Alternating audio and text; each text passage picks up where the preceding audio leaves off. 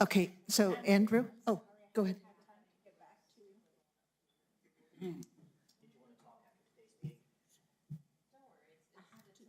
I might have to leave early, just 'cause my husband's having some MRI done, and I have to go pick his up. Yeah. Thank you, though, Andrew. Yeah, and Andrew, just for the record, Adriana is not going to be here. Yeah. And, okay, with that. Yes. Yeah. Is everybody ready? We're having chair issues. Everybody ready? All right, it is 1 o'clock. We will call this meeting to order of the MPO on February 8th, 2023. If everyone will please join me in the Pledge of Allegiance. I pledge allegiance to the flag of the United States of America and to the republic for which it stands, one nation, under God, indivisible, with liberty and justice for all. All right, thank you. Andrew, if you'll do a roll call, please. Yes, Madam Chair. Councilor Bencomo, Here. Councilor Corrin, Councilor Graham, Here. Councilor Shojo Hernandez, Present. Mayor Barraza, Here. Mr. Love. I will note for the record that Commissioner Sanchez is here, but he's also having chair problems. Madam Chair, Present. we do have a quorum. Thank you, Andrew. Yeah, it seems to be a lot of chair issues. Okay. All right, does anyone on the board have a conflict of interest or a perceived conflict of interest with today's agenda? No, none? All right, thank you. And do we have any public comment this afternoon? All right, seeing none. May I get a motion to approve the agenda? Move to approve, Bencomo. Second, Shojo Hernandez. Thank you. Yes, Madam Chair. Councilor Bencomo, Yes. Councilor Corrin, Yes. Councilor Graham, Yes. Commissioner Shojo Hernandez, Yes. Madam Mayor, Yes. Mr. Love, Commissioner Sanchez, Yes. Madam Chair. Yes, Madam Chair, the motion passes. thank you, sorry. May I get a motion to approve the minutes, please, from January 11th of Madam Chair, 2023? Nora Barraza make a motion to approve the minutes of January 11th, 2023. Seconded, Corin. Thank you. Councilor Bencomo, Yes. Councilor Corrin, Yes. Councilor Graham, Yes. Commissioner Shojo Hernandez, Yes. Madam Mayor, Yes. Mr. Love, Commissioner Sanchez, Yes. Madam Chair. Yes. Madam Chair, the minutes are approved. Thank you. Moving on to action items. Action item 7.1, Resolution 23-02, a resolution appointing a member to the Bicycle and Pedestrian Facilities Advisory Committee. Move to Think- approve. Did we have a motion to approve, Madam Chair? Madam Chair, I make a motion, we approve Resolution 2302. Second. Okay. All right. Thank you, Madam Chair. We had a vacancy come open on the Bicycle and Pedestrian Facilities Advisory Committee late last year for the Doña Ana County representative position. We had a call for candidates out for about 2 months, and we received one application for the position during that time. And that applicant is here with us today, so I would like to take the opportunity to invite Ms. Erica Christensen to the podium to speak to the board.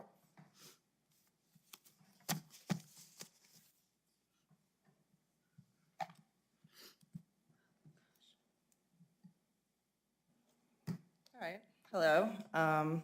Just to introduce myself, I'm Erica Christensen. I work at NMSU, where I'm a postdoctoral researcher.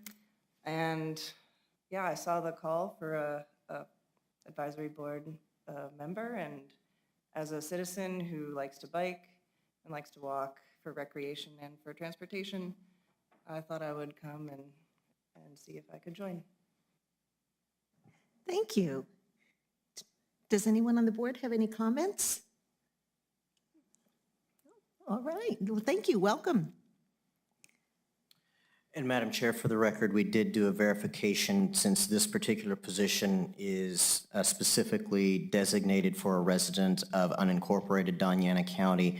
Ms. Christensen does qualify as she is a resident of the county, but not a resident of the town or of the city of Las Cruces. Great. Thank you, Andrew. With that, shall I call the roll, Madam Chair? Please, please. Councilor Bencomo, Yes. Councilor Corrin, Yes. Councilor Graham, Yes. Commissioner Shojo Hernandez, Yes. Madam Mayor, Yes. Mr. Love, Commissioner Sanchez, Yes. Madam Chair. Yes, Madam Chair, Ms. Christensen is appointed to the BPAC, and we will get her the materials for her participation there and for the February meeting that is coming up later this month. all right, thank you. Thank you again, Ms. Christensen. All right. Next action item, 7.2, Resolution 23-03, a resolution amending the federal fiscal year 2022-2027 Transportation Improvement Program. Move to approve. Graham? Second. Madam Chair, I would like to introduce Mr. Dominic Loya. So we got the, did you get the approval and you, okay, thank you. They're quick, they're on it today. Good afternoon, members of the board. So we will be talking about the TIP, and there is only one actual amendment to the TIP this time. This will be for LC 00290 for federal fiscal year 2023. This is an NMDOT project. This is the University Avenue multimodal project between NM 28 and NM 478, also Avenida de Murcia and Main Street. It is for multimodal roadway improvements.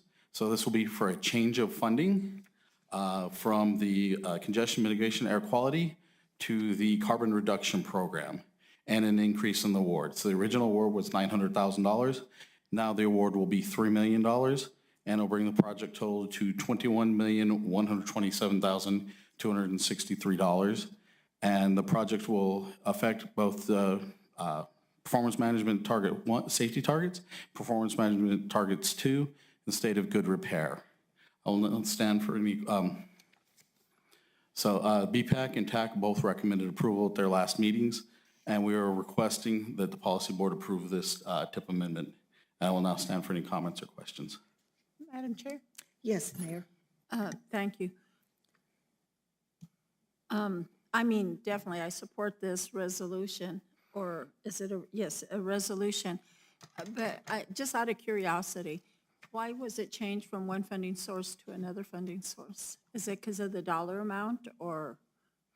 I'll let Mr. Love answer that question. Madam Chair, Madam Mayor. The reason for the change is just basically just swapping out money.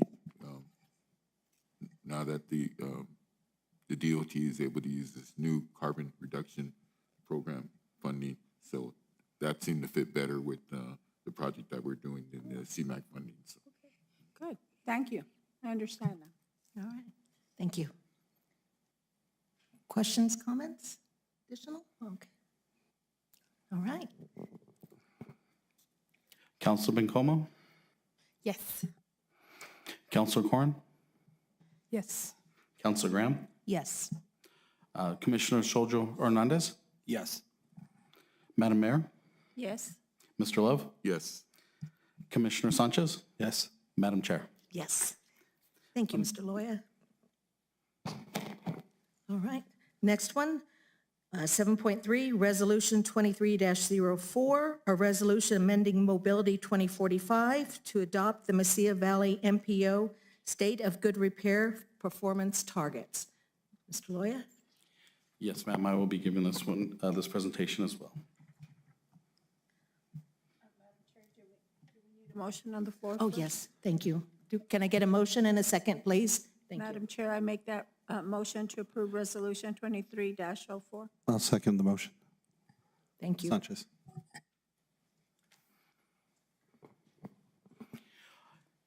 So speaking of performance measures, this is performance measures 2, the state of good repair targets. So there are, this is required by 23 CFR 490. The last time these were approved was in 2020. It's for a 4-year period, so this is update in 2022. So in the state of good repair, there are 6 measures, 2 for bridges and 4 for pavement. So the 2 for bridges are percentage of bridges on the national highway system in good condition, and then bridges in poor condition. And there's basically, in between those 2, there's a fair condition, which is where most bridges are. The state has released the targets for this year, so we will be looking at that. And then the 4 for the pavement are on the national highway system in good condition, in poor condition, and then non-interstate pavements on the national highway system in good and poor condition. So these are the numbers as they stand. So in basically the baseline number is what it was in 2021. So we're at 36.2% are in good condition of bridges. This year, 30.8% are in good condition, and the target for 2025 is 23.9, or to just be above that number. So in poor condition, in 2021, it was 2.4%. This year, it's 4.1%, and then the target for 2025 is 5.5%, and we want to be below that. Madam Chair, can I ask a question? Yes, yes, ma'am. Why does it go up instead of down? Is it because more roads aren't being redone or maintenance, and so that percentage goes up? So especially for bridges, the maintenance costs, as only a certain number can be done every year, the goal is to keep them in at least fair condition. And of course, unfortunately, a few at the bottom of fair condition will drop out before they can get back to working on them. Because our goal, isn't it to the less percentage, the better? That's correct. Right. But I just saw that we were going up instead of the opposite direction. Okay, thank you. All right, and then pavements. And this is specifically interstate pavements. The baseline was 54%. This year was 42.7%, and then in 2025, we want to be above 37% in good condition. Pavement in poor condition, as you can see in 2021, we're doing fairly well, 1.7% on the interstate.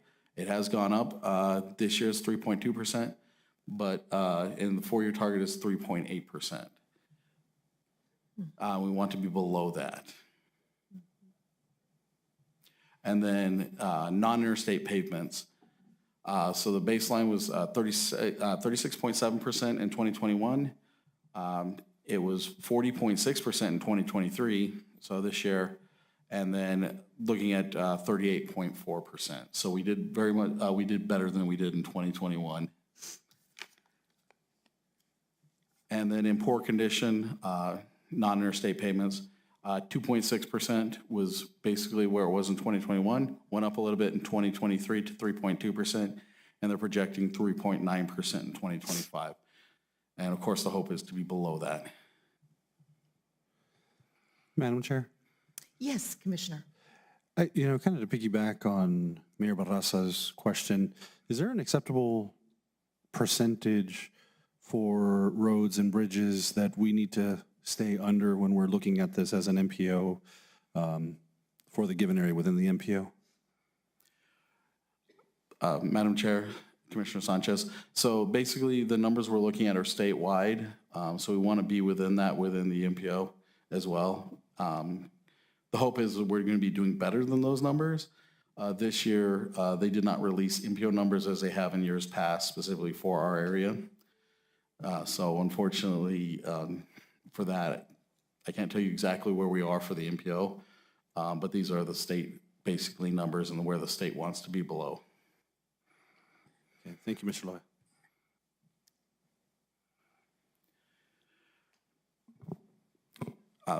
The purposes of the performance targets are basically to assess the state of the national highway system, the NHS, and how the National Highway Performance Program is carried out. So we did begin a 30-day public comment period for this on January 6th. It closed on Monday, February 6th. We did not receive any public comments. The BPAC did recommend at their January 17th for approval. So did the TAC recommended approval, and we are requesting the policy board approve the performance measures 2, and I will now stand for any comments or questions. Comments or questions for Mr. Loya? Okay, seeing none, roll call. Councilor Bencomo? Yes. Councilor Corn? Yes. Councilor Graham? Yes. Commissioner Shojo Hernandez? Yes. Madam Mayor? Yes. Mr. Love? Yes. Commissioner Sanchez? Yes. Madam Chair? Yes. All right. Thank you. 7.4, Resolution 23-05, a resolution amending Mobility 2045 to adopt the Mesilla Valley MPO system performance targets. Move to approve, Graham. Mayor Barraza, second. Thank you.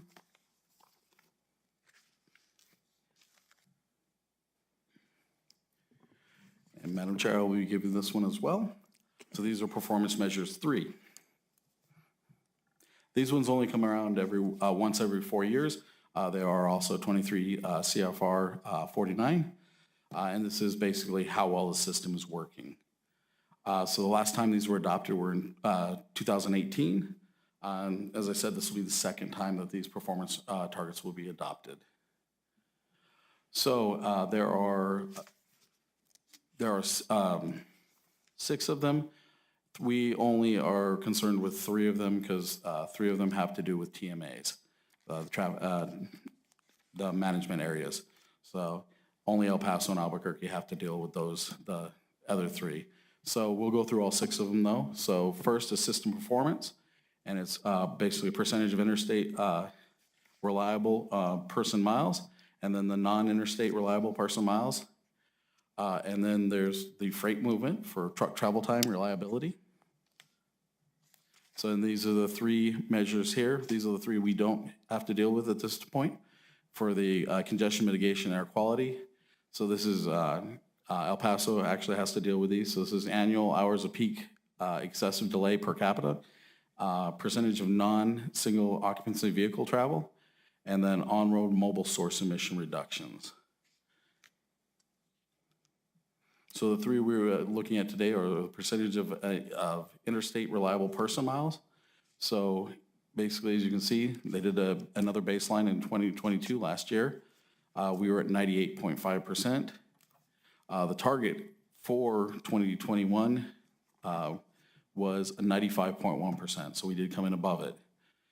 So they were keeping the recommended target at 95.1% for 2023 and for 2025.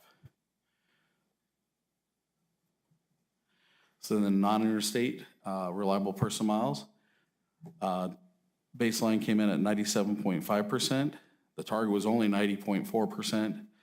So they are increasing it to 94.1% for 2023 and 2025. So again, we did very well. And then we have truck travel reliability index. So the baseline score is 1.23. The target was 1.15. We did not quite do as well as we want to. And then they're recommended for 2023 and 2025 is 1.30. So we want to be going down instead of up. and those, but that can all depend on any type of construction project that's going on and things like that when freight is moving along the interstates. So as I said, we last adopted these in 2018. Again, there was a 30-day public comment period that was on the website from January 6th to February 6th. We did not receive any comments on this. BPAC and TAC at their last meetings did recommend for approval. We are requesting the policy board approve performance measures 3. And I will now stand for any comments or questions. Thank you, Mr. Loya. Comments or questions? All right, seeing none. Councilor Bencomo, Yes. Councilor Corn, Yes. Councilor Graham, Yes. Commissioner Shojo Hernandez, Yes. Madam Mayor, Yes. Mr. Love, Yes. Commissioner Sanchez, Yes. Madam Chair. Yes. Motion passes, Madam All Chair. right. Thank you, Mr. Loya. Thank you very much. Okay, discussion items. 8.1, project ranking. So we just closed a call for projects for Transportation Alternatives Program, Recreational Trails Program, and then the new Carbon Reduction Program. We have 2 applicants here today with us. We have Elephant Butte Irrigation District, who you'll hear from first, for the Carbon Reduction Program. And then we have Las Cruces Public Schools for the Transportation Alternatives Program for the Safe Routes to School. So Mr. James Navarez will be giving for Elephant Butte Irrigation District. Thank you very much for having me this afternoon. I just got out of my board meeting, so I appreciate the efficiency of this board, trust me. And it's Narvaez. I know that word is, my name is always, gets hard to say sometimes. But we definitely appreciate the opportunity. I was forwarded this email through our engineer who's no longer with us, and I had to take over this project and try to figure out what the heck we could do with it. So I was happy to review the online project and see that there's an opportunity for EBID that may be able to take advantage. So what I want to do today is just give you a quick history of EBID, and if you're not familiar with what we do, we service about 90,000 acres of the in the Mesilla Valley, including Hatch Valley, from just the end of Sierra County down to the state line of Texas and of course New Mexico. But we are part of the Rio Grande project, which basically runs from the headwaters of Colorado down to, of course, to the state line. We deliver water to Texas. We deliver water to Mexico as well, along with the EBID constituents. And it's a pretty historic project.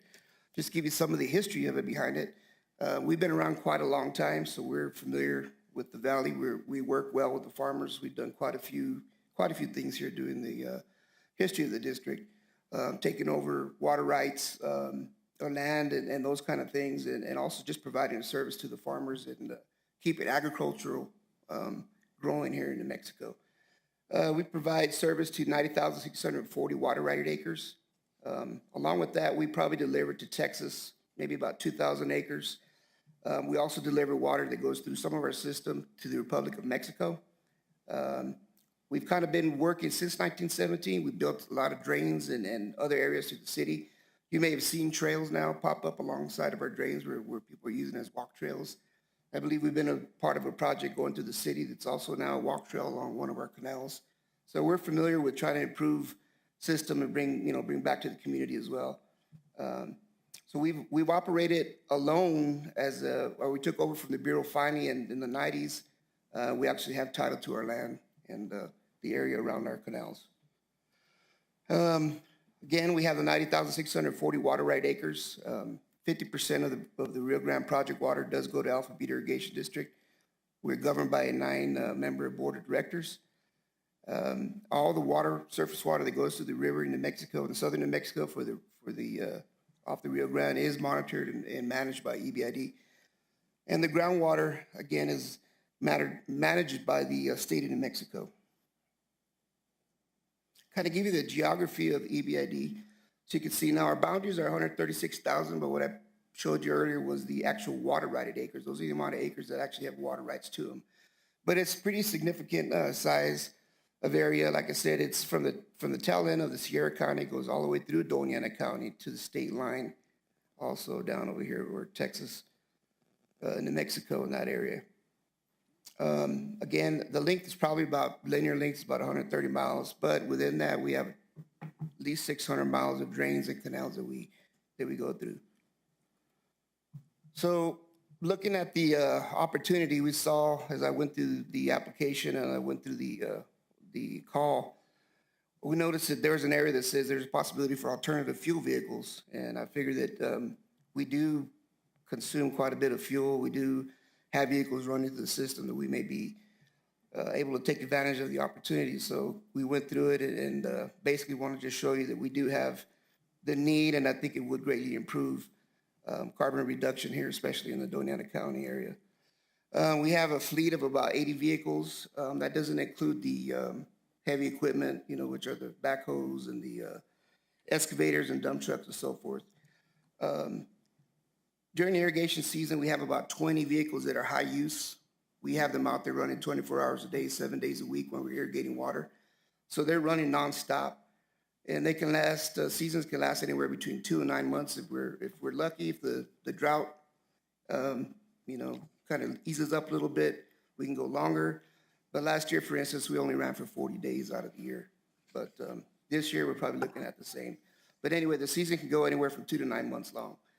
Again, our shifts run 24 hours a day, 7 days a week when we're actually running water. On a typical day, any vehicle that's running a shift can run 230 miles of vehicle per day. That transfers to about 2,300 gallons of fuel per week. So you can see it's a substantial amount of fuel that we consume as we go through our course of our work. What we looked at as far as the proposals, trying to look at maybe starting a pilot program and looking at more central as far as the vehicles are concerned, and came up with a count about 5 electric vehicles that we may be able to take advantage of this program. Those vehicles themselves, along with the miles that I just showed you, about 200 per day, we could be saving anywhere from 575 gallons per week. That's quite a bit when you think about it. These vehicles go nonstop.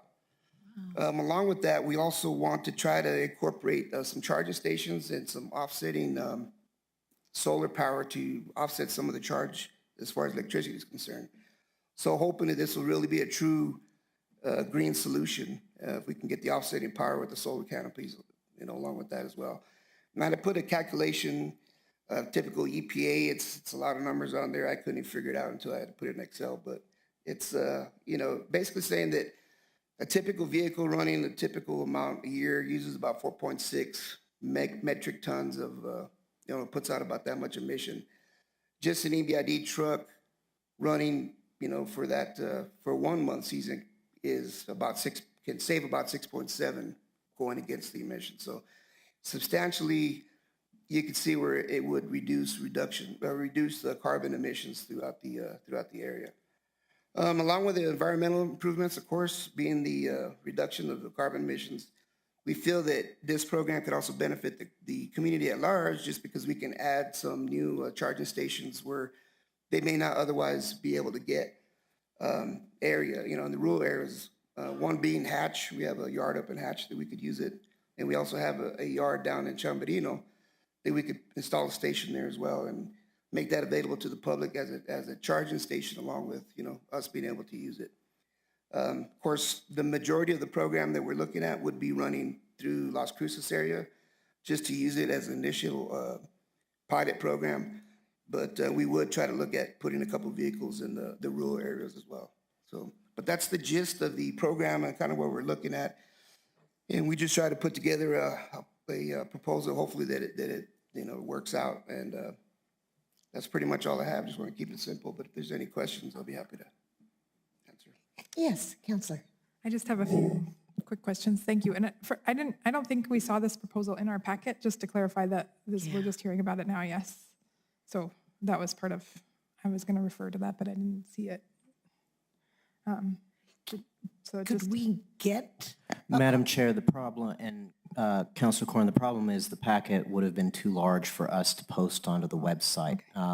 There should have been instruction in the email directing people to the website for the, to access the packet. I apologize if that was not in the email. no, But thank you. that's where the packets I'll go- were. And that they will still be there. We're not, this is not an action item today. This is purely introductory, and also asking for consensus on ranking. But that's where the packets are, is they're online because they're too large to send. The mood made the packet too large to send to the email, through the email. Thank you. Sorry, I'll go back and double check on that to make sure that I read through. And maybe these are covered in the packet, so forgive me for not having read that in advance. And so this looks like about a quarter of your fleet, it seems. What would be the normal replacement rate for trucks in the fleet that you all have? We try to do a cycle every 5 years, but being that we've been in a drought, it's been more difficult to reach that just because of budget constraints. So we try to do it every 5-year cycle, and we haven't purchased really any since I believe it's 2016 is the last time we actually purchased vehicles. So we do have some older models still in our fleet that are around 2005 or so. Maybe even some that are probably from World War II, I think, because we get them from the Bureau sometimes. But we try to do it every 5 years. But because of the job we've been in the last 10 years, it's been very difficult to be able to budget. And I guess I'm curious how, and again, forgive me for not knowing how the actuarial sort of depreciation works out when the irrigation season has been probably 2 to 3 months, I would guess, for the last few years. That seems like a lower rate of depreciation, I suspect, in terms of how that goes. So I'll have to look through the proposal and see how that all fits into that. And then the other question that I have is, how would you normally, where do the funds come from for EBID to purchase things like these trucks? We have a tax base, and we tax the constituents for the water rights, and that's just the sole funding for EBID. Okay, thank you.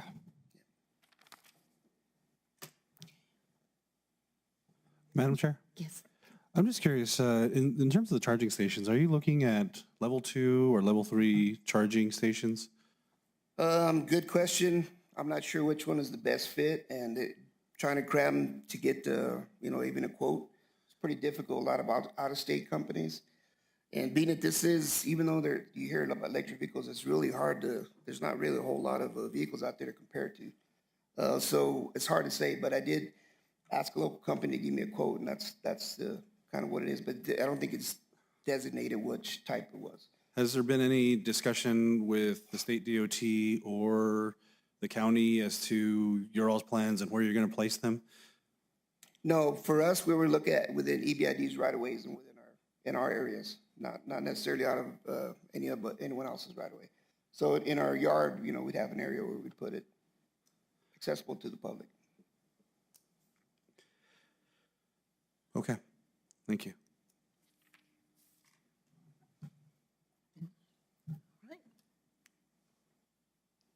okay. Thank you, James. Appreciate the presentation. Thank you.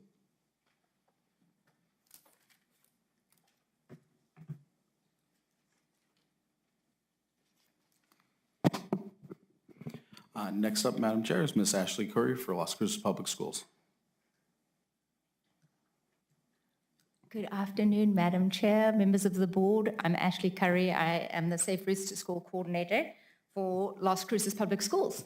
So I am going to just give you a quick overview of our Safe Routes to School program for those of you who don't know it, and then I'll get into a little bit of the proposal details. I'll just start sort of off the PowerPoint right here, saying that we started our program in about, 2006 in the city, and I actually started on at the town of Mesilla in 2008, so that's 15 years ago, where we started our pilot program there and then moved citywide. So we've been going for a few years. Our goals at Safe Routes to School are to provide safe, accessible, and fun, active transportation for students to be able to arrive and leave from school. We have a policy at the school district that 1 mile radius or more for elementary school, 1.5 or more for middle, and 2 miles or more from high school are the bus eligible ratios. So that leaves everything less than that walkable and bikeable. And our ultimate goal would be to eliminate individuals driving their students to school so that students would either arrive by bus or by walking or biking. We go into classrooms. Currently, we are staffed to be able to do third grade. So we go into third grade classrooms at all 25 of our elementary schools and teach a 4-part pedestrian safety curriculum, bicycle and pedestrian safety curriculum, including a little field trip where the kids get to go and experience for themselves hands-on pedestrian safety. We work with the New Mexico Brain Injury Advisory Council, providing helmets to students who need them. We work with the bus company, teaching kids how to be safe around the buses. As I said, we go out and do our field trips. There's a field trip from Loma Heights Elementary. And we have walking school buses and bike trains. So we encourage students to walk to school on their own. And then we also have walking school buses every week at 18 of our elementary schools. And then we have 5 that walk once a month. So we have about 75 walking school bus and bike train events every month. We have International Walk to School Day. We've been participating for 15 years, which is about as long as it's been around nationally. And we typically have 100% participation from all of our elementary schools participate in that. And that's been going on for a number of years.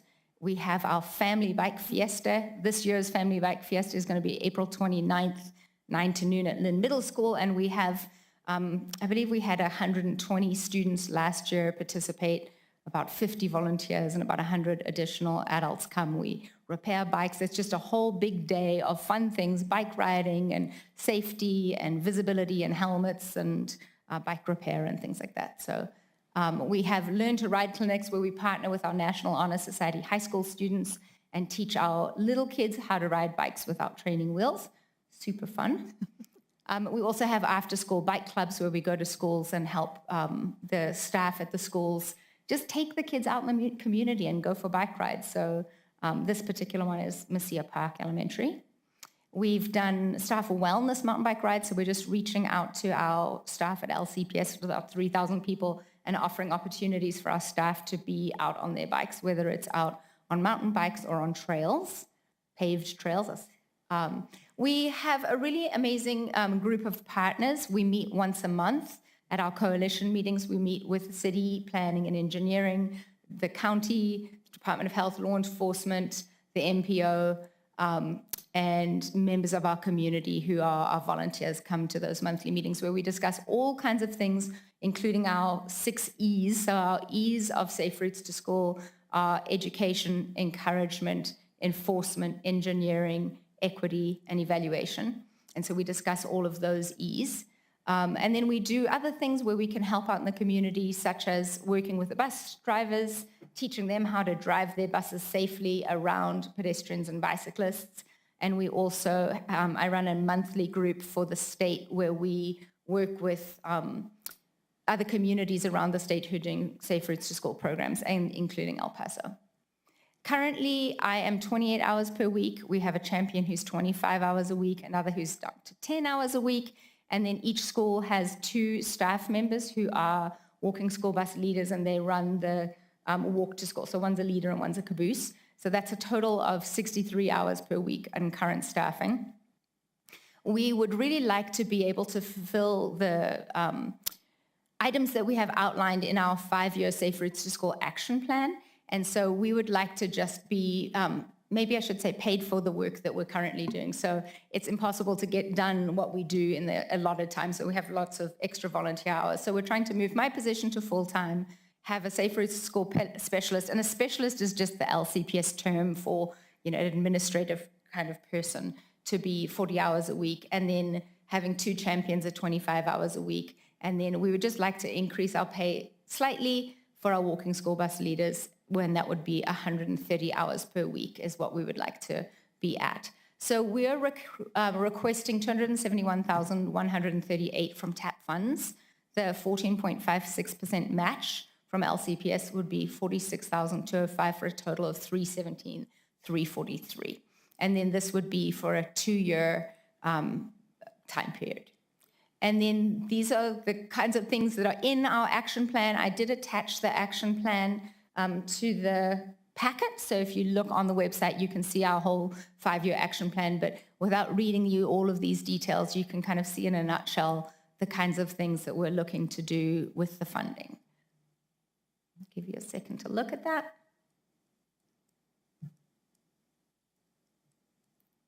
And we are in many planning documents within our community, the Active Transportation Plan, Elevate Las Cruces, Plan 2040 from Doña Ana County, the MPO's Transportation Plan, and the New Mexico Department of Transportation's Pedestrian Safety Action Plan.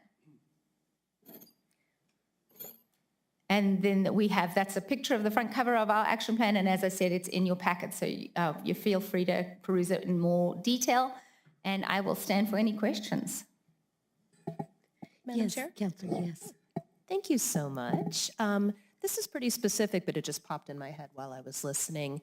Once high school students reach driving age and they want to drive everywhere all the time anyway, how can we encourage older students who now have access to a car to maintain profile in active transportation instead? That is a fantastic question. I'll answer that by telling you Friday afternoon I spent at Las Cruces High School, where I was invited by the PE coach to do, during PE, she has every 9th grade student in her classes, which was probably about 75, 100 kids on bicycles. And so I taught 6 kids how to ride that day. And so I feel like, and those kids didn't know how to ride bikes before, and then they did. And I think keeping it fresh, keeping it active, inspiring them within the schools is great. We hope that we have instilled in them from an early age that walking and biking to school is cool, it's fun, it's a great way to get around. And we have noted anecdotally that students who participate in the programs that we have set up in elementary tend to walk in middle school and in high school when they have more flexibility and freedom. And I think you'd be surprised by the number of students who don't have vehicles when they're in high school. So I really want to make sure that we are giving access and we are working within our community partners and our the city and the county and the town of Mesilla to have safe and equitable access for those students as well. So I hope that answered your question. Perfect. Thank you so much. Yes, Thank you, you're Madam welcome. Chair. Yes, Councilor Bencomo. Thank you. Hi, Ashley. Thank you so much for your presentation. Thanks. And thanks for all you do. I'm wondering, can you share with us right now your budget, the sources of your budget? Is it the school? Is it a combination? So that's a great question. So currently we are predominantly TAP funded. So we have been for many years funded through this grant source. And then of course the school district pays the match. We also were funded at a point in time through the New Mexico Department of Health, and they had a community outreach grant. That funding has run out. They thought they had it again, and it was kind of revoked by the CDC. So they had kind of $60,000 ready for us, and then they said, actually, sorry, it's getting reevaluated by the CDC. So we have the way that particular grant worked was a deliverable based. So we had saved, and so I call it our nest egg, we had saved some money from the Department of Health. So we are running through those supplies, and so current money coming in is Department of Transportation plus using the savings.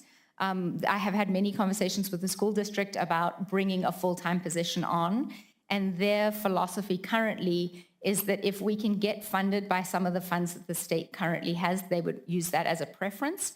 If we don't receive funding from the state, then they will look at bringing in probably one position, but it would not be this amount of money. Right. So it was worth coming to ask for TAP funding, and if we don't have it, then we'll fall back on the school district acquiring it as a program within them and funding it. But that just means that other programs don't get funded. Right. No, absolutely. I think whatever, I'm glad you came today, and however I can be supportive, I will be. And then Thanks, Councilor in Bencomo, I the appreciate future that. as well, if the city can better partner with you in the schools, I only because I go to MacArthur every International Walk to School Day. I have since I've been on council. And you've Thank been you for inviting that. me, and so many kids go, and they absolutely love it. And they have to cross Valley, which is a super busy intersection. And so I just really think this is a great program, and in whatever way I can be supportive, I will be. And like Thank I said, you. if in the future the city can match some funds, I would love to look into that. And then the last thing I'll say is if MacArthur is in my I'm sorry, Mayfield is in my district as well, and right down the street from my house, actually. So if you ever have any programming there that I can be supportive of, please let me know. Thank you so much, Councillor Bencomo. And I'll just add anecdotally to you for MacArthur Elementary. They typically have close to 100 students who walk on their walking school bus every week. And I got a call from them maybe 2 weeks ago, and they said, it is so cold. There is no, it was, I think, 23 degrees. There's no way we can walk today. And I said, well, I will just show up in case kids come. There were 30 kids who came when it was 23 degrees.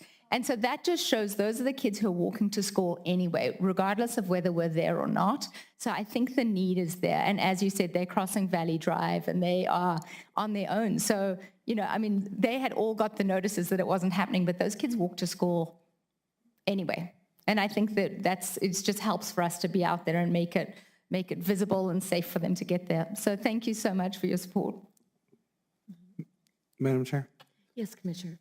And I'd like to just add, I know Councilor Bencomo, for I think the days that you all had the students show up for, was it the walk to school, the safe routes to school, when we recognized them, the county also did it, and it's during the day. We had MacArthur and their whole group ride their bike all the way down Hadley here to the council chambers. So they're some pretty amazing kids, and the program that you all have is amazing, Ashley.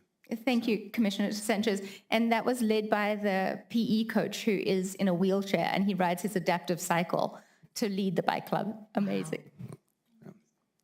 So thank you. I just wanted to add that. I think, like I said, the programs that you have are amazing. I think we see it here within our local governments, and so we're appreciative of all you do and the plan you presented to today. Thank you, Commissioner Sanchez. I very much appreciate your support as well.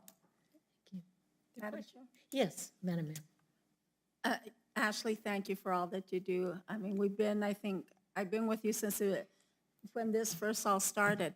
How have the numbers increased percentage-wise, you think, on a yearly basis? Mayor Bencomo, that's an interesting, Mayor Barraza, I'm sorry. Mayor Barraza, that's an interesting question. And we are at a point where we are about to do data collection again. We typically do it every 2 years, and we were set in 2020, so we're about to do that. As far as participation in the walking school buses, we had a very interesting response post-COVID. So some of the kids came back, some of the programs came back bigger than ever, and others have had a harder time kind of picking up steam. So we're working with them individually. So I can get you the graphs if you're interested, but it's kind of an interesting and varied road back. And I think I would love to tell you that our goal of nobody is driving their kids to school anymore. I would love to tell you that that has been achieved. And as you can all tell, if you're anywhere near a school in the morning, we are far from that. So I hope that by having these programs and even having the once a week walks, that kids in middle school and high school will start having those experiences and those repercussions. So, you know, I would love to be able to tell you off the top of my head, but I don't have that data off the top of my head. Thank you, Ashley. And also, I think with this, the new multi-walk trail, bike trail on University Avenue, I'm hoping to see an increase for the students of more walking and riding their bicycles to school. I think it will definitely increase those numbers at Zia Middle School. I'm anxious to see how that's Mayor going to Barraza, absolutely, and that's one of our primary focuses is we will be collecting before data, so data currently, and then we'll be able to collect data after that's been completed so that we can actually see concrete numbers of how that's impacted it. I think that's a great idea. Thanks for all that you do, Ashley. Thank you for all your support, Mayor Barraza. I appreciate you. Okay. All right. Thank you, Ashley. Thank you so Appreciate it. much for everybody. Appreciate it. All right. Next discussion item, 8.2, lighting safety presentation. Yes, I'm sorry. Before we end that. Yes, sorry. Madam Chair, so in general, because these are two separate programs right now, so they would both be ranked number one, we'd be asking you for your rankings of them, which will happen basically with the TPF coming up. We will be asking for a ranking for the resolution the next time. In this case, they will both basically just be number one if you're comfortable with that, in one for the carbon reduction program, and then number one for the transportation alternatives program. Okay. Thank you. So we will Madam read Chair? our proposal. Yes. I'm sorry, Councilor can you Camon. repeat that again? What you just said in terms of the rankings? So in this case, we have two separate programs with applications to each program. So therefore, because it's Transportation Alternatives Program, there's one application. If you all are comfortable with that, we'll rank that application number one. And then the same thing with Carbon Reduction Program. The application will be ranked number one for that because they are two separate programs. I understand, thank you. But in the future, we do have an open call for projects right now for the transportation project funds, and those will have to be ranked specifically depending on how many applications we receive. When is that coming to us? That will be in April. We close the call for projects March 31st. Okay, thank you. So then they'll come to us as an action item. When are you anticipating? So it will be the April policy board meeting will be as a discussion item, so you can give a preliminary ranking. And then May, because the program closes on May 31st, so in May will be for an action item. Okay. Thank you for that clarification. Thank you. Okay, so Do we have an action that we need to take today to rank the two that was here? Madam Chair, Commissioner Sojo Hernandez, we do not. Okay. okay. So now the lighting safety presentation. Thanks. Okay, Yes. thank you, Mr. Loya. And Dr. Michael McAdams will be giving this presentation. Okay. Good afternoon, members of the board. And it's a good segue, go from Safe Harbor School, and thank you guys for all you do, and to talk about lighting and safety, pedestrian safety.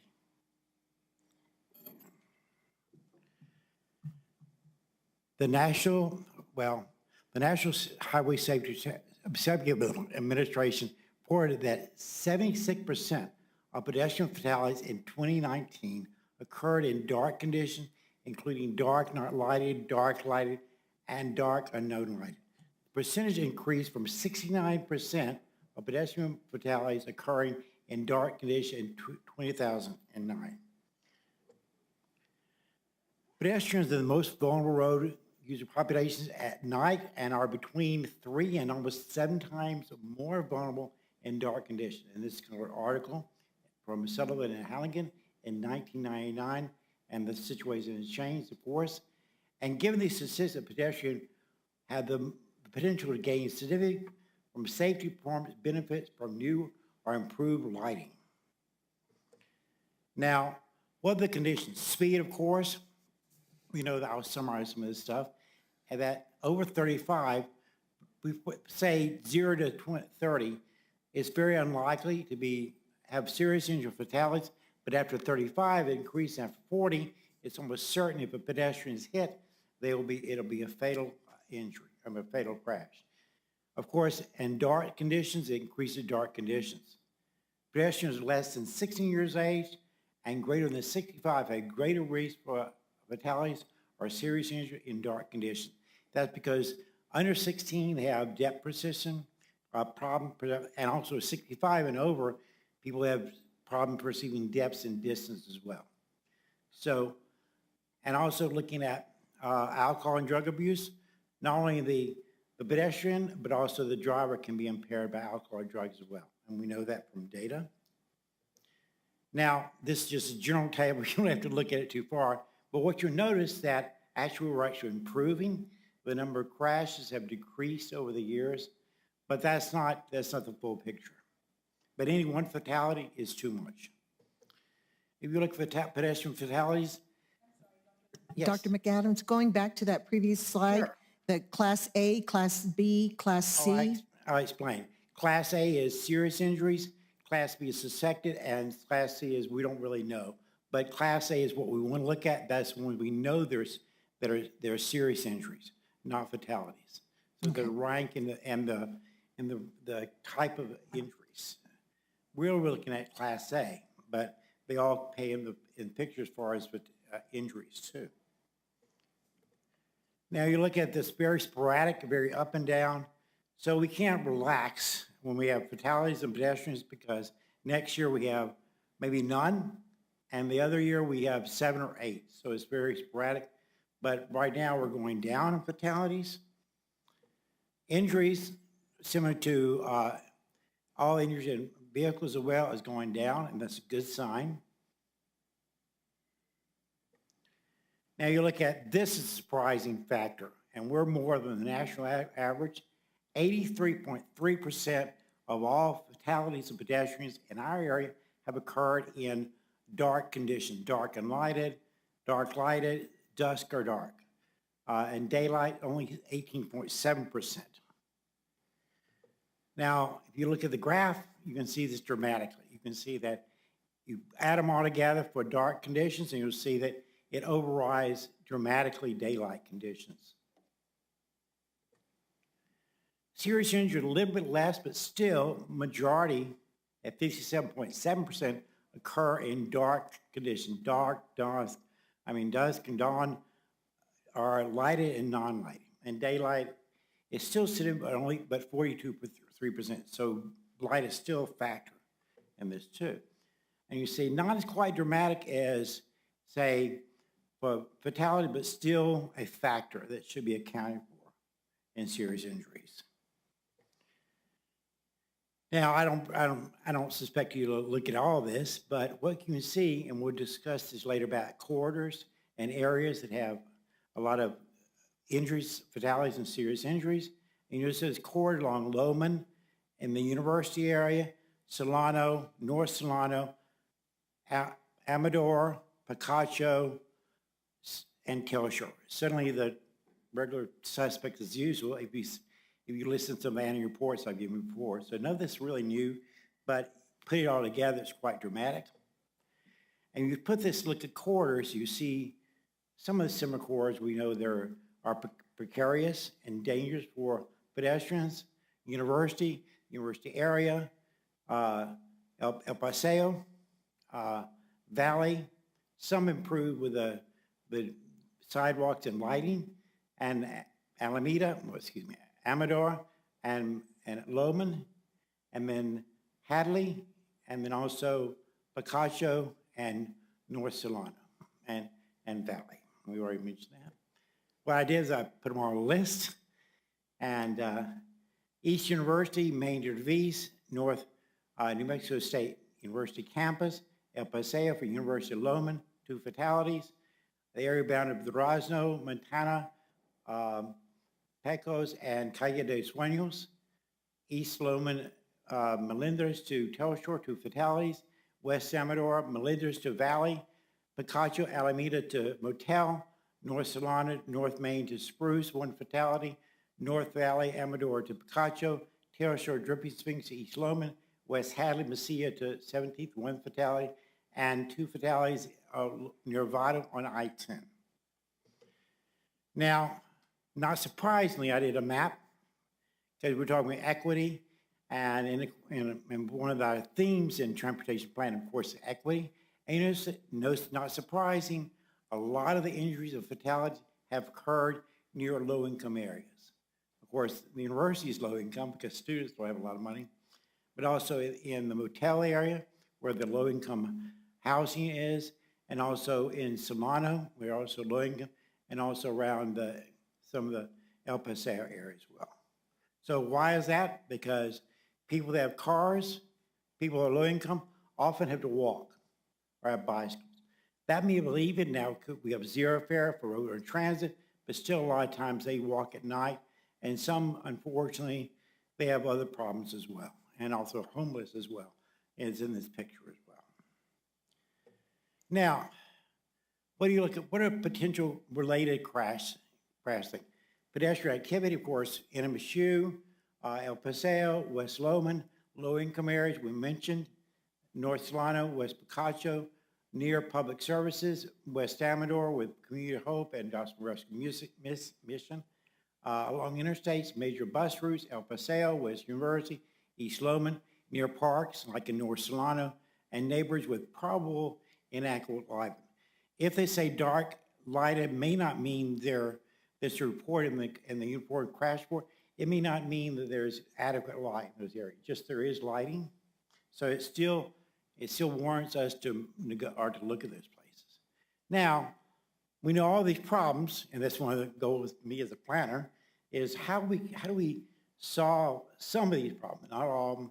So this is what I gathered, and I didn't gather, it came from, it just happens, and that's why I focus on pedestrian instead of pedestrian bicycles, because excellent guide, it's called the Pedestrian Lighting Primer, just came in by the FHWA in 2022, for very current, and there's a link, all you have to Google it, and yada, yada, yada, it shows up. Now, what do we do? Assessment of lighting use. What are our needs? Selection of design criteria, equipment selection, determination control strategy, and design and verification.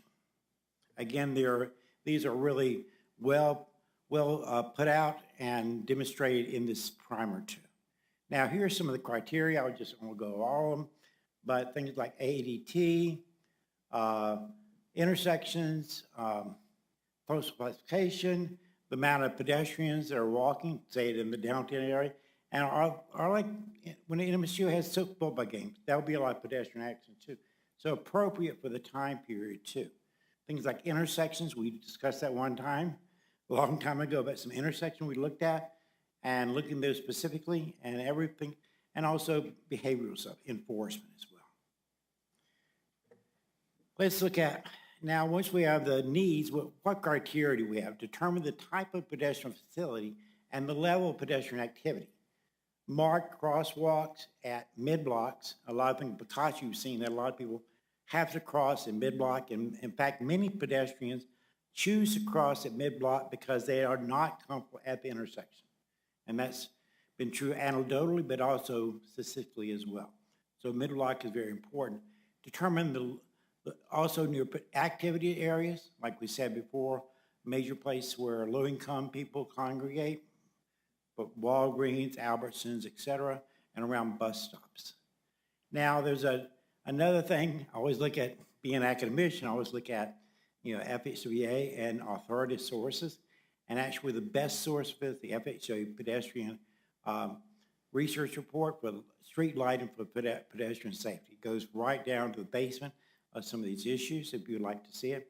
It's not an easy thing to look at. I'm a light engineer, so it's, whoa, this is really kind of complicated. And so we really want to improve lighting. We have to bring somebody that's authoritative and skilled to do this. And if you look at, what are some improvement strategies? Reduce speed, we said, even daylight, nighttime, but particularly night will increase visibility. It's actually proven and scientifically proven. Additional road lighting, that's what we were talking about. And not only just one spot at intersection, but to create a corridor and a pathway. And then protected crossings with special concern for senior citizens, wheelchairs, and youth. We discussed about that too, about the special time for lights before. And develop pedestrian action plans. And they're a little bit different from the active transportation plan, but particularly focused on pedestrian. Develop design guides. How do you want to go about doing lighting plans? And specific site planning too, with lighting involved. Now, obviously, you can't light everywhere where we have problems. So you have to pick out, because we all have to worry about money, and we also, at time, implementation, other issues, the devil's in the details a lot of times. And so you're like, once you set up, here's where the place we're going to improve, you have to look at a lighting control system. It could be on and off, it could be gradual, it could be according to the traffic of that area, or the pedestrian traffic. And it just can be made for pedestrian volume and for special events. And look at once you design the area, you want to have lighting. You look at designer of all elements with a lighting plan, because you have a plan and a system, and you put it in a photographic software to again coordinate everything together. So it's not easy as everything.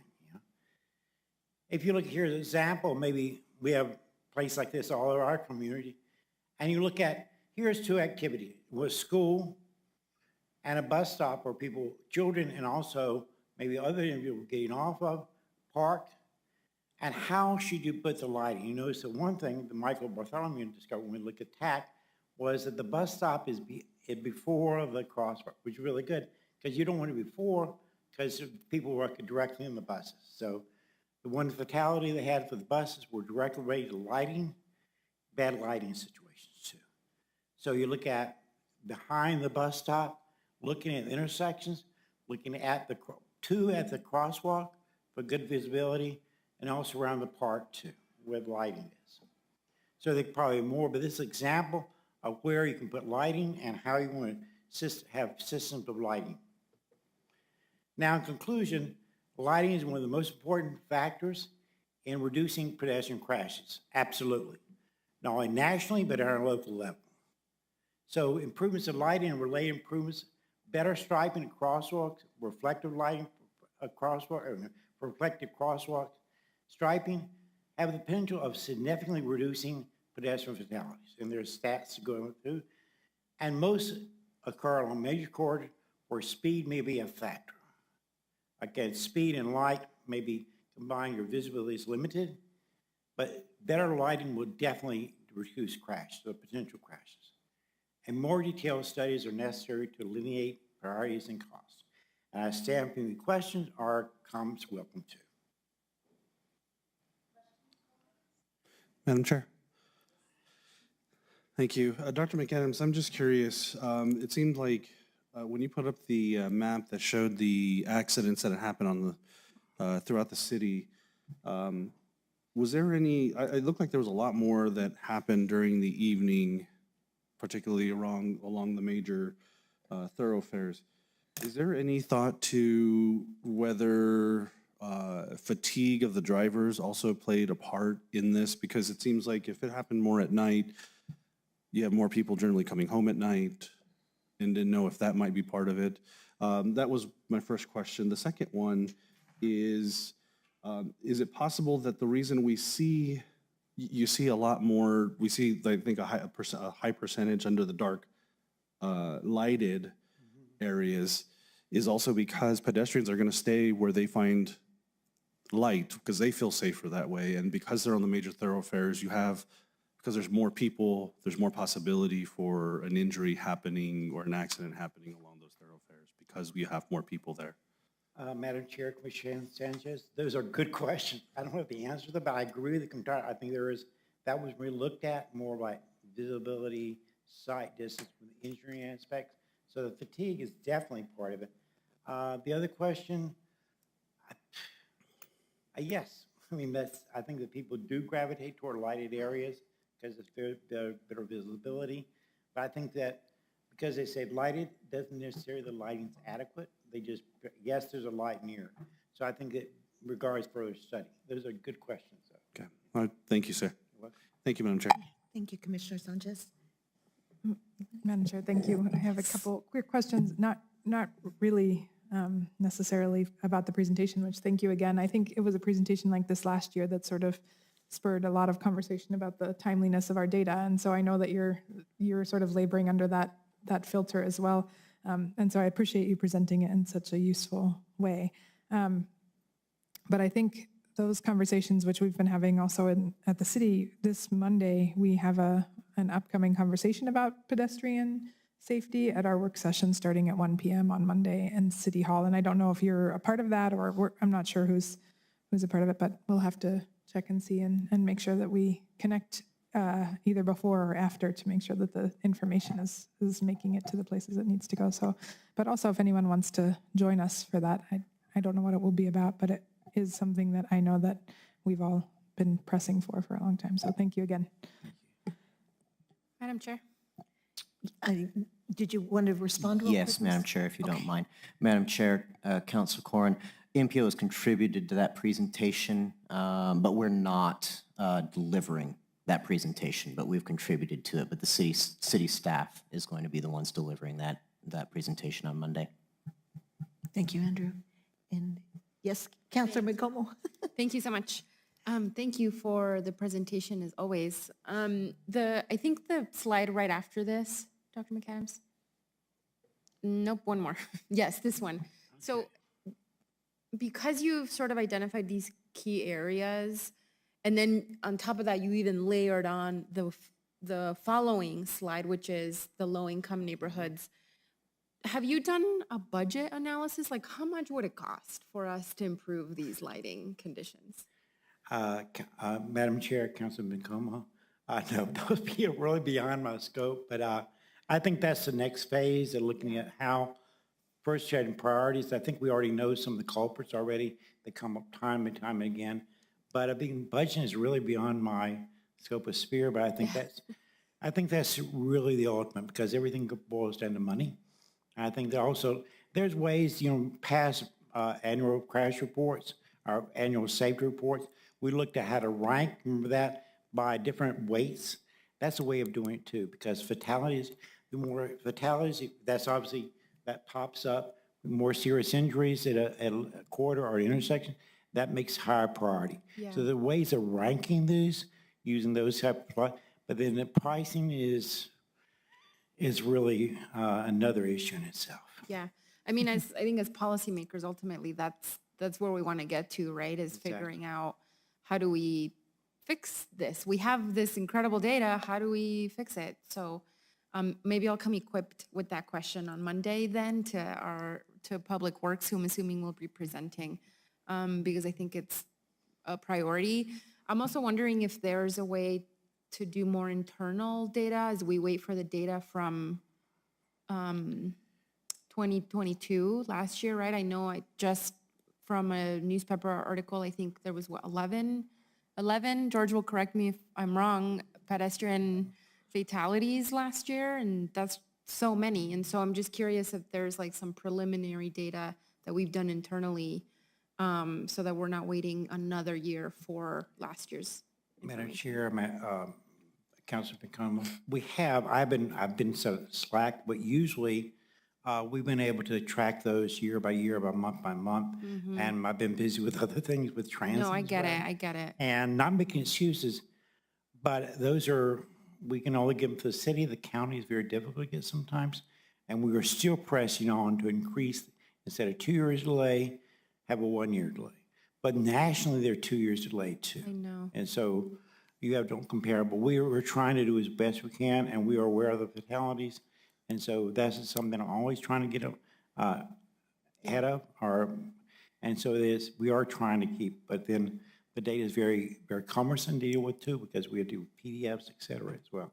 Yeah. So it's something I absolutely agree with you entirely, and we're still working on it, and maybe Trent can help us when he's up in Santa Fe to try to alleviate this problem. So we are on it. Thank Yes, you. let's public pressure Trent to do that. If you have, so these maps were not in our packet either. If you could mail it to us, that would be great. I would love to have this in front of me for Monday's conversation. And if you have anything preliminary, Dr. McAdams, on last year, I would love to have it in front of me before Mondays. It's okay if you don't, but if you have anything, send it over. And I really appreciate it. Thank you. Madam Chair, Councilman Como, I'd be glad to share the PowerPoint, but right now I don't have data for this year. Thank you so much. Madam Chair? Yes, Commissioner Sanchez. I'm sorry, if Councilman Como, did you have anything else? Okay. I like the hand signals across the data. This is working pretty good. And actually, I have a question for my fellow board members from the city of Las Cruces, and I don't know, and it could be even from the MPO. I'll just open it up to this question. The public works for the city, do they provide and maintain all of the lights within the city? Madam Chair, Commissioner Sanchez, no, because some of those lighting is in NMDOT right-of-way, so I don't know whether DOT maintains the lights within their right-of-way or if there's an agreement with the city of Las Cruces, but I think the DOT does the lighting within their right-of-way. Is that correct, Mr. Love? Madam Chair, if I may. Most of the lighting that you see in municipalities, there's lighting agreements with the municipality that the DOT installed with installed lights, but the municipality maintains them and pays the electric bills. Thank you. So I guess, Commissioner Sanchez, the answer is it's a mix. Yeah, and the question the reason I ask is because I think one of the things here in the county that we do is that I think we rely very heavily, if it's not within NMDOT's right-of-way, we rely very heavily on El Paso Electric to provide lights. And while that's great because they're able to, you know, they have usually the stock and the staff to be able to maintain those. One of the things I think we were discussing on some of the advances within the lighting that Dr. McAdams had noted, I guess I'd be curious to see if it would even make more sense that the county, if the city's doing it on their own, if there's any way in which we can start to do more in-house with the county, and this is just speaking out loud, but so that way we might be able to coordinate and have some leverage what the city may be doing to the county and vice versa, so that in the cases that you know, we don't always have to rely on a private entity. And two, you know, if we start running into future supply chain issues, you know, if the city's doing it and we're using similar equipment and material as a city, maybe that's something that, you know, we can always coordinate and work with the city together and have the ability of markets of scale, et cetera, et cetera. But I'd love to try to educate myself a little bit more, because as we're starting to light up the neighborhoods in various parts of the county and the colonias, et cetera, I'm just trying to figure out what might be the best practice here rather than always going to El Paso Electric. So thank you, Madam Chair. Yes, yes, Madam Mayor. Thank you, Madam Chair. So in the town of Mesilla, you know, we have very few street lights, and that's because that's how the residents like it. They don't like street lights. But Avenida de Mesilla is a state highway. And so we just recently replaced all the heads on Avenida de Mesilla, and it was our responsibility to do so. And we also pay the electric bill for all the street lights in the town of Mesilla. But I think once Department of Transportation installs the lights, if it's on their street roads, then it becomes, as Harold said, we have an agreement, and the town of Mesilla is responsible for the maintenance of the poles and repairs. So basically that. And of course, the town of Mesilla doesn't have a lot of money anyway to be expanding. But on University Avenue, for example, with the new proposed renovations going on or repairs of this whole road, when we had our public meetings, a lot of residents don't want the street lights. And so they are installing them in the intersections, Bowman, McDowell, Old Farm Road, somewhere there. But we're also working out an agreement with Department of Transportation on maintenance on that. But in the rural area, they definitely like the night sky. Yeah. Thank you, Mayor. Any questions, comments? Okay, all right. Thank you, Dr. McAdams. Thank you. Appreciate My it. pleasure. It's a wonderful discussion. Thank you. All right. Andrew, 8.3, memo of agreement presentation. How did you know this was going to be me? Andrew Ray for MPO staff. And yes, I am going to be giving a bit of an update to the board today about the status of the memorandum of agreement, conversations that have been held by the MOA subcommittee over the past couple of months. Just to give a little bit of brief background, the city of Las Cruces has always been the fiscal and physical home of Mesilla Valley MPO since our creation back in 1982. However, in the middle of last year, the Las Cruces city manager approached MPO staff and requested a process to investigate the separation of MPO staff from the city of Las Cruces. In response to the city manager's request, the policy board designated a subcommittee to work on this process. That subcommittee is Councilor Graham from the city of Las Cruces, Commissioner Sanchez from Diana County, Mayor Barraza from the town of Mesilla, and Harold Love from NMDOT. The subcommittee has overseen the composition of a draft memorandum of agreement, or MOA, to govern the future relationship between the MPO and its fiscal agent. That MOA is in the packet that was included for today's meeting, the entire text as it is right now. And we do have consensus of support for that draft by all the members of the subcommittee. One of the most significant assumptions that we have to make with regard to the drafting of the MOA is who is going to be sitting on the other side of the table during this process. So for the purposes of this stage, the presumption was that the City of Las Cruces would continue to be the fiscal agent for the Mesilla Valley MPO. That is the explicitly stated preference of Doña Ana County, the town of Mesilla, and NMDOT. And for the purposes of moving this process forward and getting it started, the City of Las Cruces agreed to that assumption as a basis for us to proceed with the composition of the draft. The MOA establishes the responsibilities of the policy board. Most of the board responsibilities are things that the board has been doing for time out of mind, basically.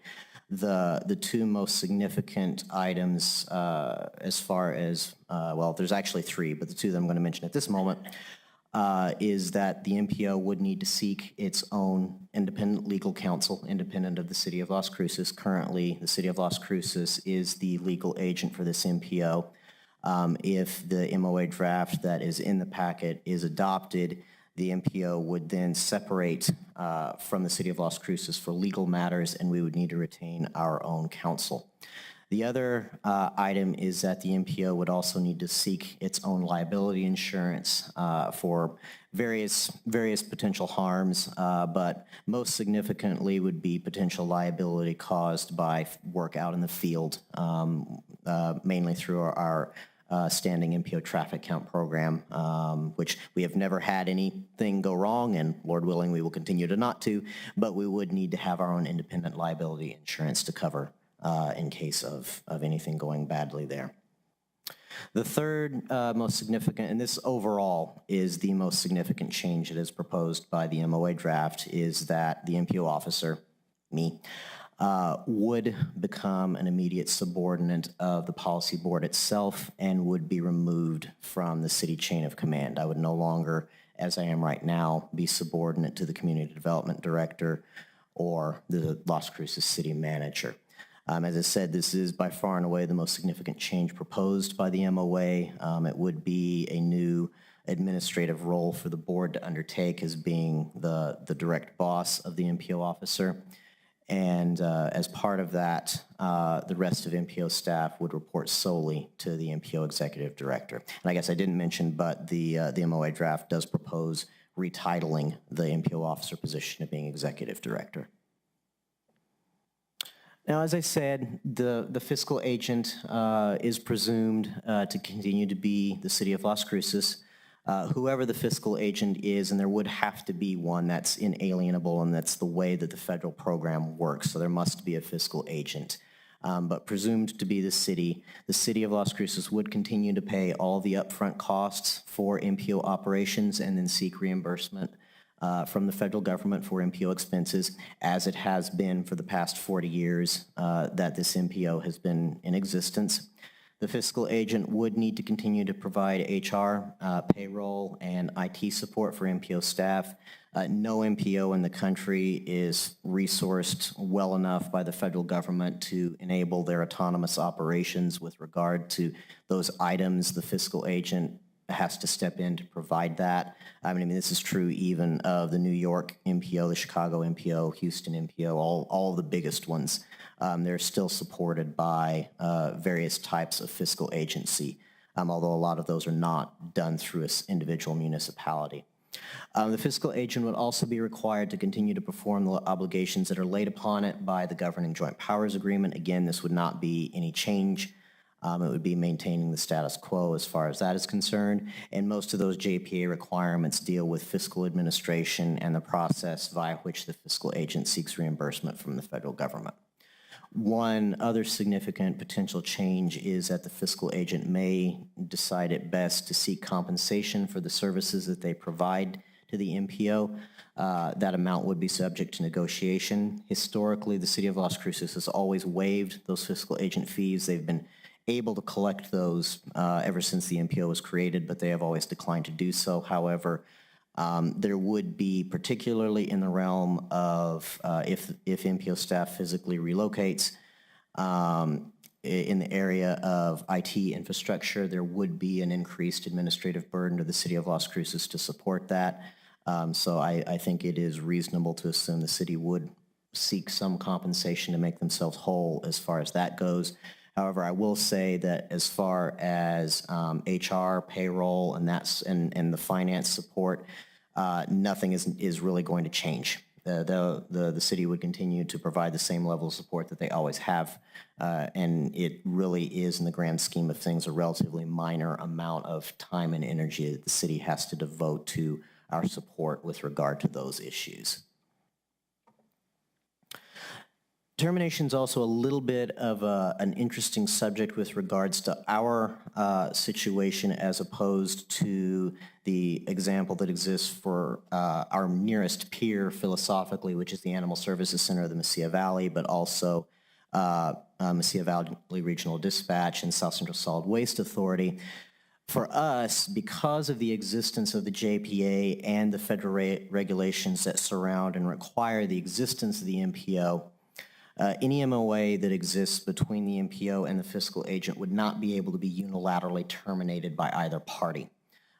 It would have to be a termination via mutual consent. Now, hopefully, we will all be running things well and there would be no desire to do so, but that is a point that it can only be done through mutual consent.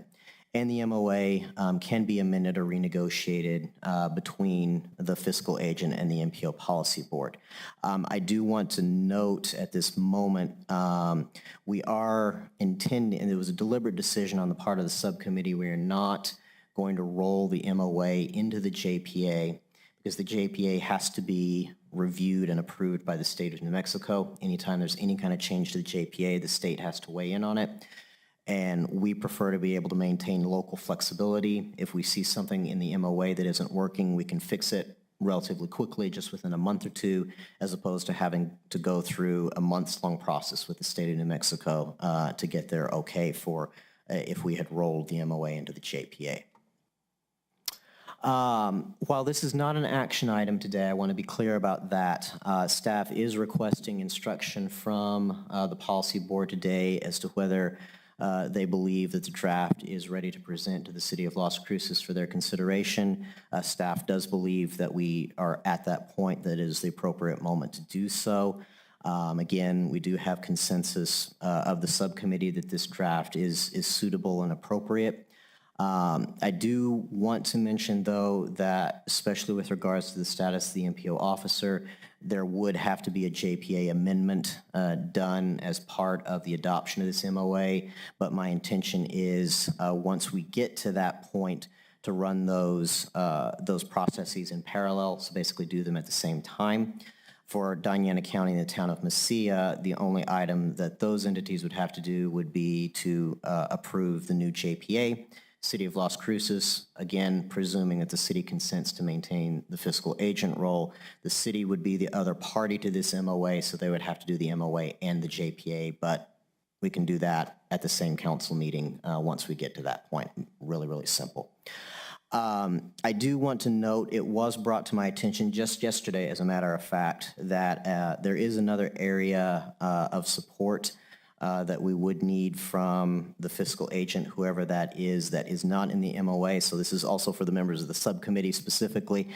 We neglected to consider fleet maintenance issues of maintenance and servicing the truck. So what I'm going to do, if there is direction today from the board to go ahead and present this to the city manager, I'm going to edit the text of the MOA to just include another bullet point with fleet maintenance in there. And that should serve to cover that item. I didn't want to make that edit now or before now because you did have a draft of the MOA in front of you guys in the packet, and I didn't want to be making any sort of edits to that at that point without guidance. So MPO staff will continue to update the board as a whole. Obviously, I will be working more closely with the members of the subcommittee on sort of the the minutia of this, but we will be updating the board on subsequent developments. And that concludes my presentation, and I will stand now for any questions. Yes, I'll start at this end and work my way down. Okay, Counselor? Thank you, and thank you to the folks who worked on this to draw it up. I really appreciate seeing it and hearing what the impacts are going to be.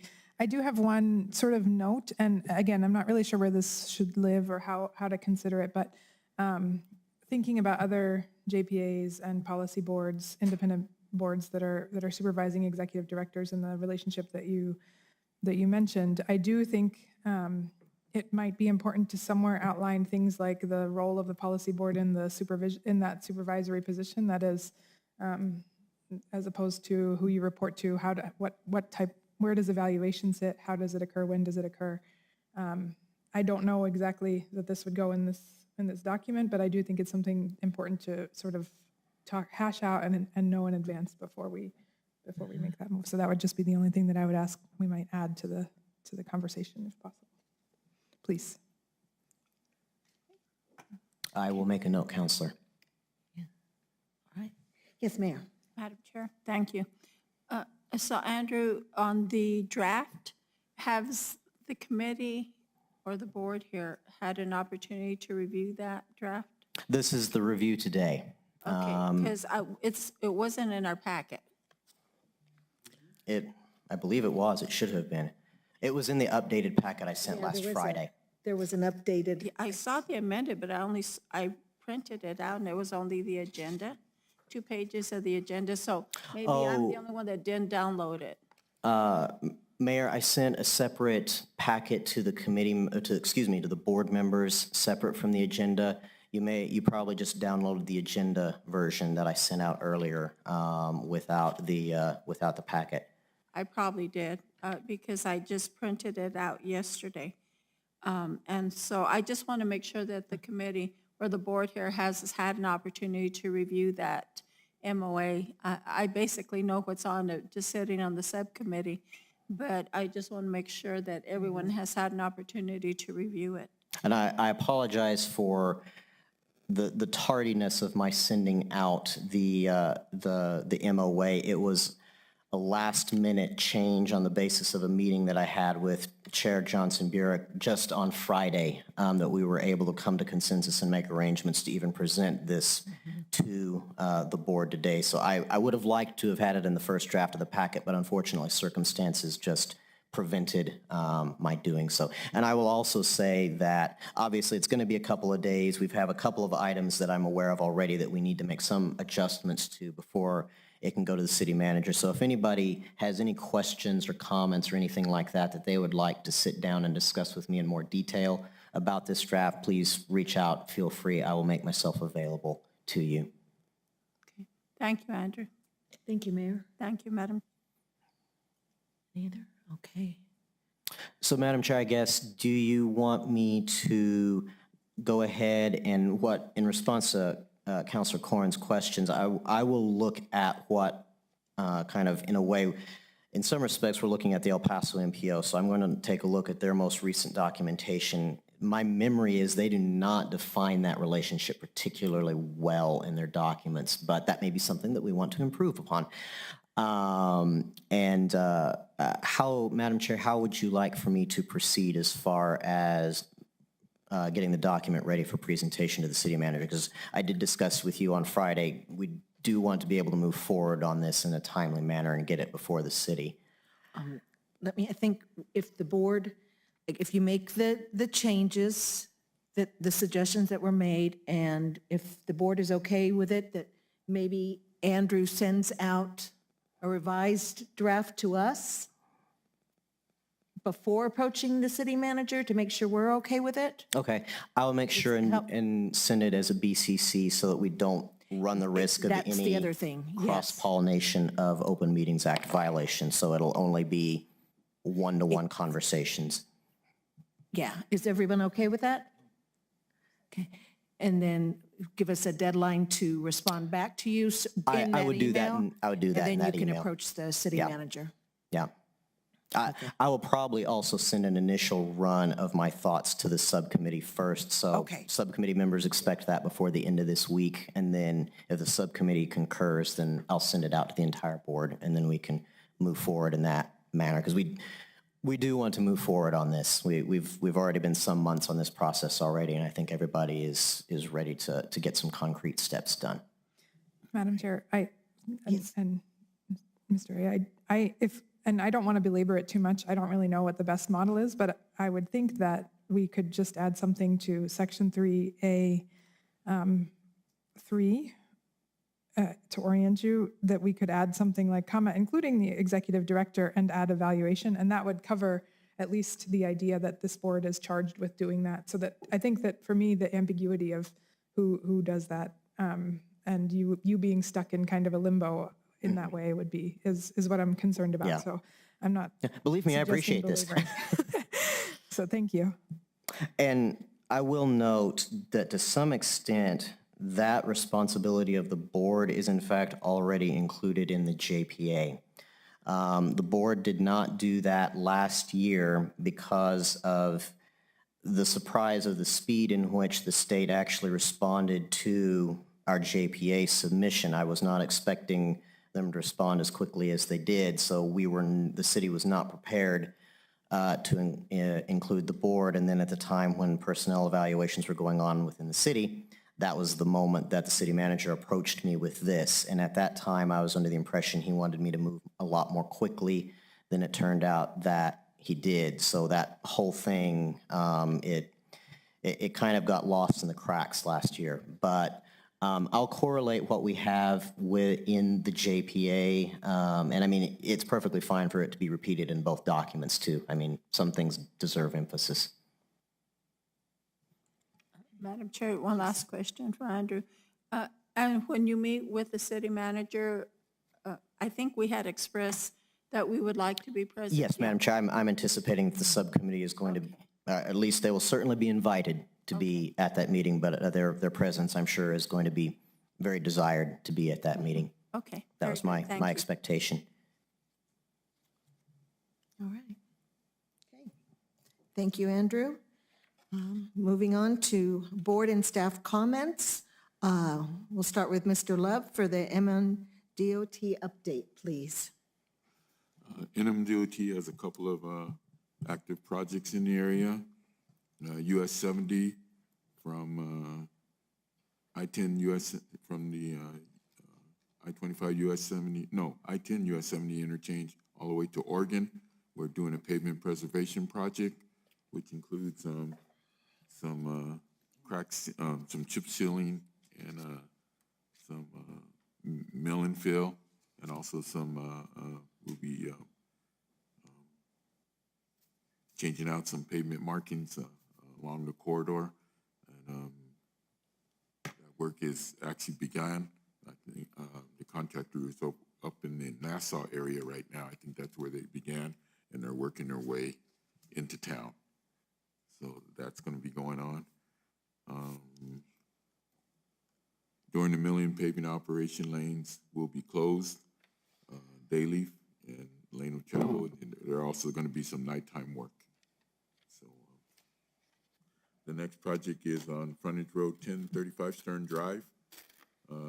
Department will have lane closures for shoulder work and erosion control along Stern Drive from milepost 5 to 6. And there will be a flagging operation in place. And that's all I have. Questions or comments from Harold? Yes, Mayor. Madam Chair, and so, Mr. Love, Stern Road is a state highway, Yes, it is. starting It's- from where to It's where? frontage road from, Bouts, all the way down south? yes, all the way to Anthony, yes. Yes, interesting. I was not aware of that. And just wanted to let you know, I was up in Santa Fe last week, and I heard a voice say, "Mayor, Mayor," and it was Trent. So I did have an opportunity to visit with him shortly, and he's doing great things up there. I think he was out at the Brown House for a hearing, so it was great to see him. So, thank you. Madam Chair? Yes, Commissioner. I just had a couple questions for Mr. Love, and they were the same as that I had to Mr. Chavarria in January. I don't know if there's been any dates set for the Doña Ana A to B study, public input meeting? February 22nd. February 22nd, awesome, okay. And then the second one, and I know this is not in the NMDOT, or sorry, in the MPO, the service area, but just curious, because I had talked with, had asked Mr. Chavarria about the level 3 chargers that were going to be placed in Socorro, which is, I think, still part of District 1. I remember there was a press conference with the governor back in July of 2022, where they indicated that she stood there with a charge point, level 3 charger, that it was going to be installed, and it sounds like he had no clue or was not aware of any plans to install them. Do you know of any plans to get level 3 chargers installed along the I-25 corridor in District 1? And you're talking about for electric vehicles? Correct. My understanding is right now the corridor that's being focused on is I-10, but eventually I-25 will also be included. Okay. And I'd love to be able to, maybe I need to send something up to Trent, because I-10 has fast chargers on it right now. I-25 does not. And as of right now, I have a hard time driving my electric vehicle, and maybe this is a little personal to me, but when I go up to, if I want to go to Santa Fe in my electric vehicle, I have very limited ability to do that because I am just short of making it to Albuquerque, and there are no fast chargers, not even in Las Cruces, there's not a fast charger. But there's not one in Las Cruces, TRC, or Socorro. So the first one that I'm aware of is at the Chevrolet dealership in Los Lunas, and then along I-40 at the Walmart off of Carlisle. And so, like I said, I thought, like I said, the governor had stood there next to Socorro, said they were going to place it there, and nothing's been done. In the meantime, Tesla itself has fast chargers in TRC, and then recently built one in Socorro. So, like I said, I would hope that maybe the NMDOT could reevaluate. If they're focusing on I-10, I would suggest that they're focusing on the wrong corridor. Because I-10, I-40 have fast chargers. I-25 does not. Unfortunately, that program is being ran out of Santa Fe, so we really don't have any input on it. Okay, then I'll be glad to make a couple of inputs if I can. Sure. So thank you, sir. Commissioner Sanchez, there's the plane that goes from Las Cruces to Albuquerque now. I know, but it only runs several days a week. I truly hope for the, in the city of Las Cruces that they can expand their coverage area, because I know right now the Silver City goes to Phoenix and to Hawthorne Airport just outside of LA. I know, that's what I'm saying. I'm excited for it. I'm excited that we have this new mode of transportation out of Las Cruces. And so I said, I'm really looking forward to that growing, because it'll be amazing to be able to just drive up the road on I-10 to the Las Cruces airport and jump on one of those nice little planes, which look, very comfortable and amazing, rather than having to drive all the way to El Paso. So I express my support to my fellow board members in the city of Las Cruces. Congratulations, and I'm excited for the growth. Well, I'd like to point out that Representative Rubio rode her bike to Santa Fe, so that's also an option. She didn't need a battery to charge. She was. Contrary to some rumors that are out there, she pedaled the whole way. No, I know. Thanks for bringing that up, Captain Graham. You make me feel. Really bad. Just ride your bike after Los Lunas. I know. There we go. So thank you. Thank you for that. No, definitely, I agree. We're so thankful for the city of Las Cruces to get that airport going, and I look forward also, Commissioner, to see more flights going into the northern part of the state, and to Phoenix would be nice too. So thank you. And Commissioner Sanchez, maybe you should talk to Trent about that charging station. Yeah. I know, and We've got I connections now. I thought about it when I've made a couple of trips up to Santa Fe, that maybe I should give him a shout and talk to him. I've seen a couple of pictures of him wearing a tie and everything, so he's official now. But I'll definitely try to. I was gonna try to give him a call and maybe see what they could do, because I know the NMDOT had done some public input sessions in the different districts about chargers and how they have where to spend the federal funds for these chargers. And so, and I know when they talked on District 1, that was the discussion, is I-25 is a corridor that needs to be addressed. And I know, even then, I know NMDOT was installing chargers at the yard in Deming as well. So I know that the NMDOT is working. I just hope that we can get something, because like I said, in the state of New Mexico, I-25 is, when we're talking on EV infrastructure, and I know we have our representative from EBID talking, that's part of the reason why I would love to understand where the county, the city, the town of Mesilla, whatever the municipalities are for their plans for EV, that we can all coordinate so that we're not creating redundancy, and we're spreading out the chargers and the infrastructure so that it best serves the public, as well as for our own staff as well. So, thank you, Madam Chair. Madam Chair, I'm sorry to drag this on, but there was some funding available through the state for these stations. I don't know if DOT was aware of it. I mean, the deadline has passed, but they had set aside some money for the charging stations throughout the interstates. So, I mean, it's definitely, I'm looking also for the town of Mesilla, how I can get some funding to install a couple out there. So we'll see how that goes, but thank you.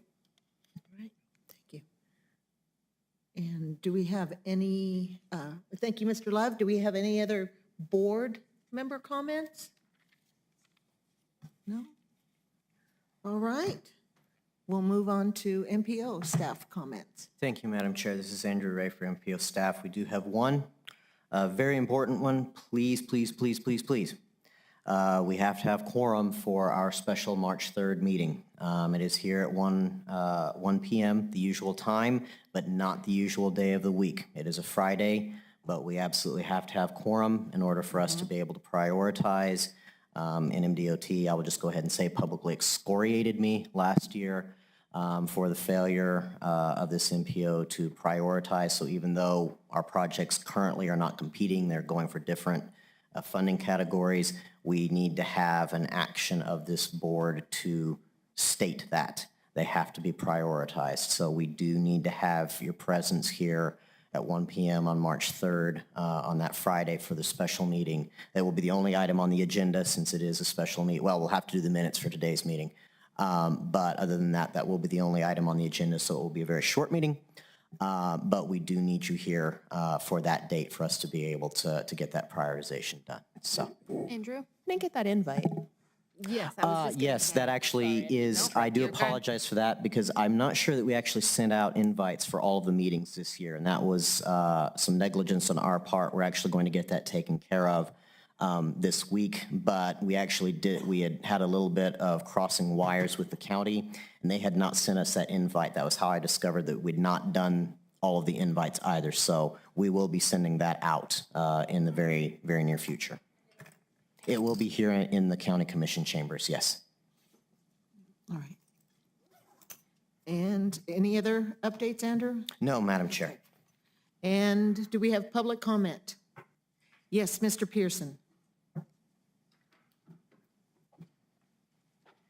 Good afternoon. George Pearson. Mr. Shavonic was here earlier, and he asked me to comment on the lighting presentation, that Espina was missing from the list of focus areas. My guess is that that's related to the delay in data collection, because my recollection is that there were different incidences along in the Espina corridor, Idaho corridor area. So that's probably why that is. My other comment on lighting, I had been at some meeting or had focused on lighting issues. So when I was coming into town on Main Street in Elks, I noticed the lighting in that intersection, and there was a pedestrian there. And only because I was sensitive to it did I notice that there was a pedestrian there. So we have issues with lighting. I know NMDOT has a project under work, so that will hopefully be improved in the future. And I guess I'll ask Mr. Love if he could tell us where the meeting on February 22nd for the public input on the corridor study will be. My understanding is it's going to be at Doña Ana Elementary School. Okay, thank you. Thank you. Thank you, Mr. Pearson, appreciate it. All right. I guess that's it. We are adjourned at 2:49 PM. Thank you, everyone. See you March 3rd.